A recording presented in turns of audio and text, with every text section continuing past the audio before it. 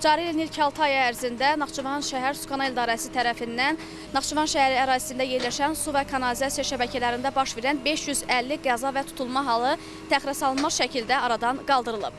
Bununla yanaşı kanalizasiya şəbəkələrinin yenilənməsi məqsədi ilə ümumilikdə 128 metr uzunluğunda kanalizasiya xətti dəyişdirilib və əsaslı şəkildə təmir olunub.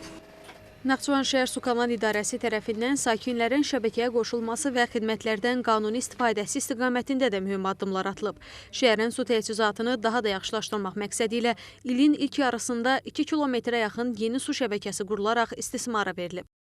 Naxçıvan şəhər Su Kanal İdarəsi tərəfindən vətəndaşların müraciətləri əsasında texniki şərtlərin tam icrası da həyata keçirilibdir. Belə ki, cari ilin ilk 6 ay ərzində 150-dən çox texniki şərt icra edilərək abonentlərin istifadəsinə verilibdir. Müasir texnologiyaların tətbiqi və şəbəkənin rəqəmsallaşdırılması istiqamətində də işlər davam etdirilir. Hazırda yeni inşa olunan xətlərin coğrafi informasiya sisteminə, yəni rəqəmsal xəritə bazasına inteqrasiyası mərhələli şəkildə davam etdirilir.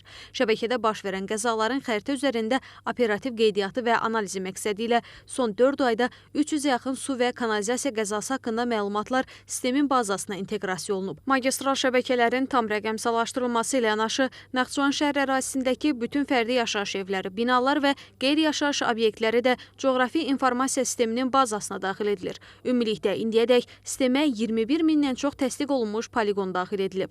Xosrov İbrahimov, Tərlan İbrahimova, Emin Babayev, NTV Xəbər.